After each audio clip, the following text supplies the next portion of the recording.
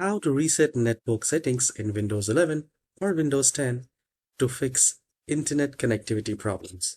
So do a right click in the start icon and then go to settings. And here at the left hand side, we will go to network and internet.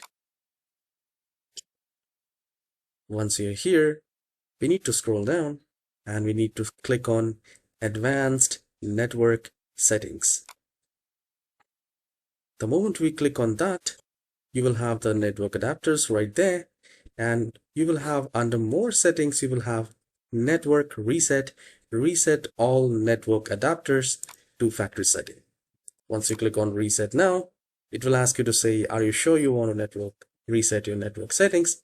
I'll click on yes, and this will reset.